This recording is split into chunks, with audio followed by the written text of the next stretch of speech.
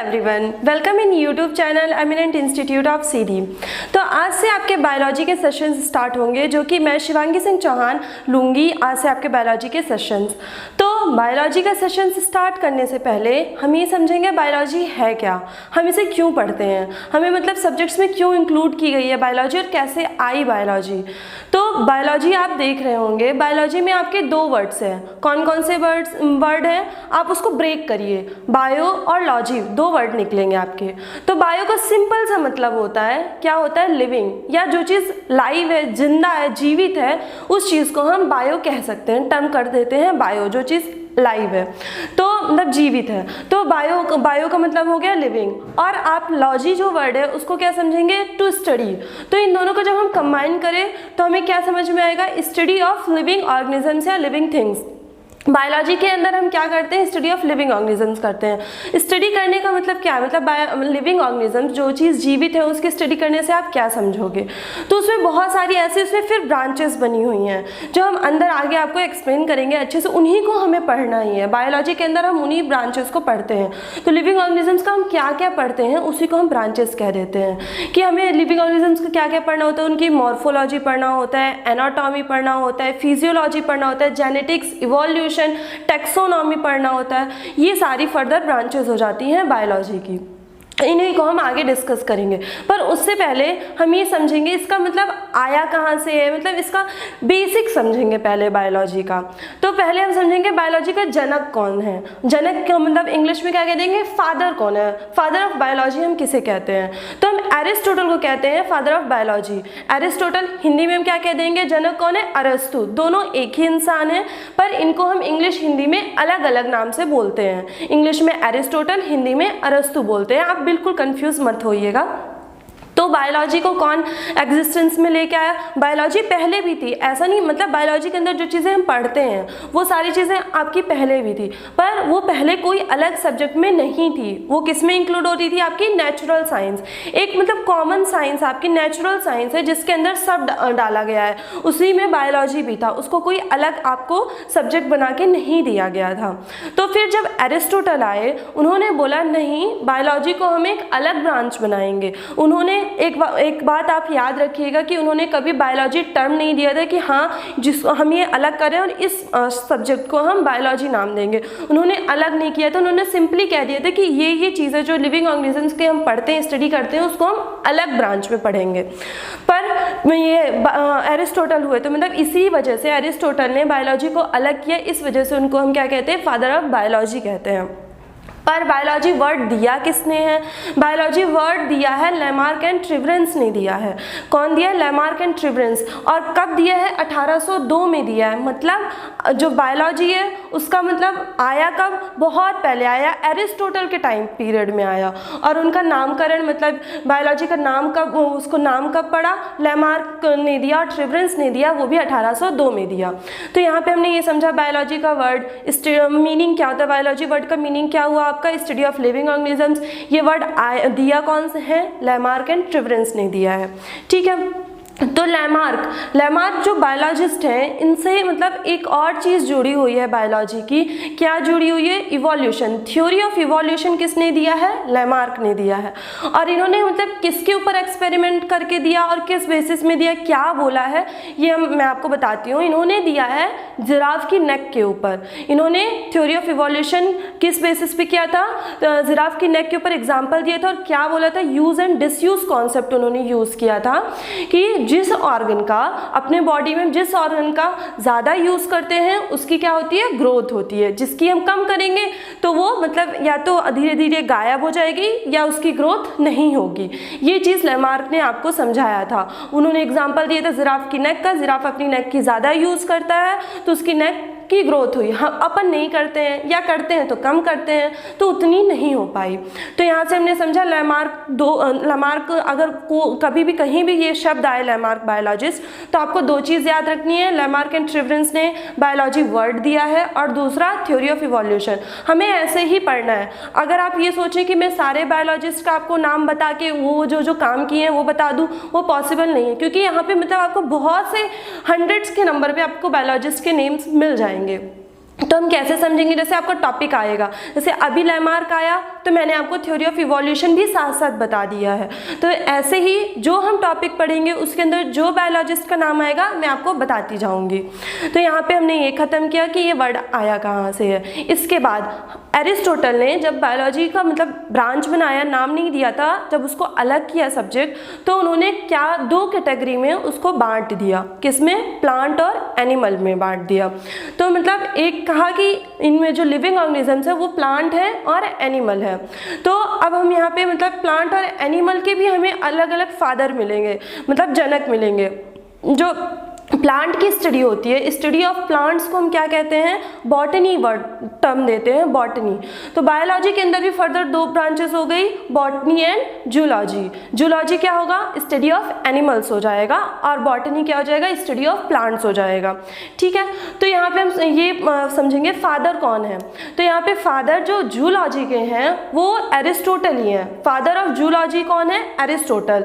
और father of biology भी Aristotle थे, फादर ऑफ जूलॉजी भी एरिस्टोटल है। पर फादर ऑफ बॉटनी कौन हो जाएंगे, थियोफ्रेस्टस। थियोफ्रेस्टस जो बायोलॉजिस्ट थे वो किसके स्टूडेंट थे, एरिस्टोटल की ही वो स्टूडेंट थे। इन दोनों ने एक एक बुक लिखी है, एक ने प्लांट के ऊपर लिखी है, एक ने एनिमल के ऊपर लिखी है।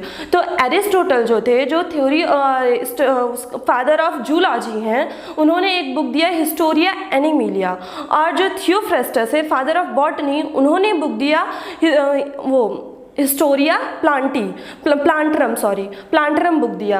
थियोफ्रेस्टस ने हिस्टोरिया प्लांटरम और एरिस्टोटल ने हिस्टोरिया एनिमिलिया बुक दिया। इन दोनों ने, एरिस्टोटल ने अपनी हिस्टोरिया एनिमिलिया बुक में 500 स्पीसीज 500 स्पीसीज ऑफ एनिमल्स को उस बुक में एक्सप्लेन किया है, उनके बिहेवियर्स को बताया है, 500 स्पीसीज के बारे में बताया है। और जो थियोफ्रेस्टस है उन्होंने अपनी हिस्टोरिया प्लांटरम बुक में 500 स्पीसीज ऑफ प्लांट्स को डिफाइन किया है, डिस्कस किया है, उनके बिहेवियर्स को एक्सप्लेन किया। तो यहाँ पे हमें 2 बुक के नाम याद रखने हैं इंपॉर्टेंट, हिस्टोरिया एनिमिलिया, हिस्टोरिया प्लांटरम याद रखना है। ठीक है, और एक और क्या मतलब यहाँ पे हम ये समझ सकते हैं कि ये जो फॉसिल्स हैं, फॉसिल्स वर्ड आया, फॉसिल्स हम ये भी फॉसिल्स किसके अंदर पढ़ते हैं, पैलेंटोलॉजी। तो अगर हमें ये समझ लो कि हमारा पास्ट था भी कि नहीं था, हम लोग कहाँ से उत्पन्न हो गए, मतलब एग्जिस्टेंस में कैसे आ गए, कब आए, कितने पुराने हैं, तो ये सब हमें कहाँ से पता चलता है, फॉसिल्स। मतलब फॉसिल्स क्या हो गया, हमारा एविडेंस है, एविडेंस ऑफ पास्ट, हमारे पास्ट का एविडेंस है कि हाँ हम थे, हम 1000 BC मतलब बहुत पहले भी थे ना, एशियन पीरियड में भी हम थे। तो ये हमें पता कहाँ से चलता है, फॉसिल्स की मदद से हमें पता चलता है। तो ये मतलब इन्होंने ये दिया कौन, ये कॉन्सेप्ट कौन दिया, इसके फादर कौन है, फादर ऑफ पैलेंटियोलॉजी कौन है, तो लियोनार्डो दा विंसी हैं। आपने लियोनार्डो दा विंसी का मतलब बहुत जगह नाम सुना होगा, क्योंकि ये इकलौते हैं, या आप ये समझो कि मतलब गिने चुने ऐसे लोग हैं जिनको मतलब सारे फील्ड की नॉलेज थी, आर्ट, साइंस, मैथ्स, सारे फील्ड की आपको लियोनार्डो दा विंसी जो हैं उनको नॉलेज थी। ठीक है, तो आपने कौन कौन से फादर पढ़ा, father of biology, father of botany, father of zoology, father of palaeontology. ठीक है, तो father of zoology, father of biology और एक फादर ऑफ एम्ब्रियोलॉजी भी। कौन ये तीनों फादर कौन है, मतलब इन तीनों के फादर कौन है, एरिस्टोटल है। एरिस्टोटल 3 आपके ब्रांच के फादर हो गए। ठीक है, थियोफ्रेस्टस हो गए बॉटनी के, और लियोनार्डो दा विंसी आपके पैलेंटोलॉजी के हो गए। ये चीज़ें मैंने आज आपको बताई, ये आप नोट डाउन कर लीजिए, ये बहुत से कॉम्पिटिटिव एग्जाम्स में आता है। क्योंकि देखिए बायोलॉजी आपका एक इंपॉर्टेंट सब्जेक्ट है, तभी तो उसको आपको मतलब अगर आप 11th-12th में जब सब्जेक्ट चूज़ करने आते हो तो उसमें अलग एक रख दिया गया। ऐसा तो किया नहीं है कि हाँ केमिस्ट्री अलग आपको सब्जेक्ट बना दी गई है, केमिस्ट्री को अलग तो नहीं, मतलब ब्रांच नहीं बनाया गया कि हाँ आप इस स्ट्रीम के हो, है ना। पर बायोलॉजी को एक अलग स्ट्रीम बनाई, बायो हो गया, मैथ हो गया, आर्ट हो गया ना। और कॉम्पिटिटिव एग्जाम्स में भी साइंस में बायोलॉजी को इंक्लूड करते हैं, उसके क्वेश्चंस आते हैं, मतलब मोस्टली सारे ही कॉम्पिटिटिव एग्जाम्स में इसके क्वेश्चंस आते हैं। तो आपको इसको समझ के पढ़ना है। आप सोचो रट के पढ़ लोगे तो शायद आपको वो शॉर्ट टाइम पीरियड के लिए याद रहेगा, पर फिर वो भूल जाएगा। तो आपको इसमें बेसिक चीज़ें हैं, आपको कुछ भी ज़्यादा इसमें पढ़ने की ज़रूरत नहीं है या समझने को कुछ टेंशन लेने की ज़रूरत नहीं है। आप प्रैक्टिकल आप उसको समझो, क्योंकि ये आप ही के बारे में, आपके जो सराउंडिंग लिविंग ऑर्गेनिजम्स हैं उनके बारे में है। उनके बिहेवियर के बारे में है। तो बायोलॉजी के अंदर हम यही तो पढ़ते हैं, living study of living organism से आप क्या समझ रहे हो कि मतलब उसमें क्या आप पढ़ोगे, उनके बारे में आप किसी बंदे के बारे में, किसी लिविंग ऑर्गेनिज्म के बारे में आप क्या पढ़ोगे कि वो कैसे दिख रहे हैं, कैसे हैं, मतलब उनकी बाहरी संरचना कैसे है, स्ट्रक्चर कैसा है, अंदर का स्ट्रक्चर कैसा है उनका, आप एक दूसरे से उनका बिहेवियर कैसा है, हैबिटेट कैसे फॉलो करते हैं, यही सारी चीज़ें हम किसके अंदर पढ़ते हैं, बायोलॉजी के अंदर पढ़ते हैं। तो बायोलॉजी की फर्दर आपकी ब्रांचेस हैं, मॉर्फोलॉजी है। मॉर्फोलॉजी में हम क्या पढ़ते हैं कि आपकी मतलब जो बाहरी स्ट्रक्चर है उसके बारे में पढ़ते हैं, जिसमें एक आपको भी पता होगा, आप मतलब 10th तक तो बेसिक सभी बायोलॉजी पढ़े होते हैं, तो उसमें आपको मिल जाता है मतलब फ्लावरिंग मॉर्फोलॉजी और फ्लावरिंग प्लांट, या 10th में तो एक बहुत अच्छा टॉपिक है, कौन सा है, हार्ट वाला, आपको कार्डियक सिस्टम का बताया जाता है, उसका सर्कुलेटरी सिस्टम का फ्लो बताया जाता है। तो ये सारी चीज़ें हम किस में पढ़ते हैं, फिजियोलॉजी में पढ़ते हैं। फिजियोलॉजी के अंदर आपका आता है ब्लड सर्कुलेशन एंड बहुत सारे टॉपिक्स हैं, तो हम ये फिजियोलॉजी के पार्ट में पढ़ते हैं। एनाटॉमी क्या हो गया, अंदर की आपकी इंटरनल स्ट्रक्चर हम पढ़ते हैं। जेनेटिक्स पढ़ते हैं, आपका इवोल्यूशन कैसे हुआ ये पढ़ते हैं, और हम क्या एम्ब्रियोलॉजी पढ़ लेते हैं इसमें। और एक चीज़ और है टेक्सोनॉमी। तो टेक्सोनॉमी मतलब है बहुत इंपॉर्टेंट वर्ड है, और इसके अंदर भी बहुत सारे टर्म्स आते हैं। तो टेक्सोनॉमी से मुझे एक और बायोलॉजिस्ट का नाम याद आ रहा है, कार्ल लिनियस, या बहुत सी बुक में उन्हें हम कार्लस लिनियस नाम से भी पढ़ते हैं। तो कार्लस लिनियस ने क्या किया, जैसे अगर मतलब उन्होंने जो एरिस्टोटल थे उन्होंने 2 पार्ट में डिवाइड कर दिया, प्लांट और एनिमल में डिवाइड कर दिया, ठीक है। तो इस प्लांट और एनिमल में जो आपने डिवाइड किया है उसके बाद भी आपके फर्दर बहुत सारे आपको मतलब सब ग्रुप सब डिविजन्स मिल जाएंगे। तो ये हुआ कि अरे यार मतलब कंट्रीज़ में, यहाँ पे इंडिया में, ऑस्ट्रेलिया में, अमेरिका में कोई एक स्पीशीज़ है जो, तो उसको हम किसी दूसरे नाम से बुलाते हैं, ऑस्ट्रेलिया में किसी दूसरे नाम से बुलाते हैं, मतलब सब जगह का। आप अपने इंडिया में ही देख लो, आपको बाहर की कंट्री में जाने की ज़रूरत नहीं है, आपके इंडिया में भी जितने स्टेट्स हैं उसके अंदर भी किसी आपको लिविंग थिंग्स की, या प्याज हो गया, आलू हो गया, उनको हम यहाँ पे एमपी में कुछ और कहेंगे, कर्नाटका में कुछ और कहेंगे। तो इसके लिए ज़रूरत पड़ी कि आप मतलब उसका एक कॉमन नाम रखो, जो बायोलॉजिकल नेम नॉमेनक्लेचर कर दो, जो पूरे मतलब वर्ल्ड में, पूरे कंट्रीज़ में, पूरे मतलब हर जगह उसको अगर आप वो नाम दोगे तो सब जान जाएंगे कि हाँ आपने पोटैटो को बोला है या आपने ह्यूमन बीइंग को बोला है।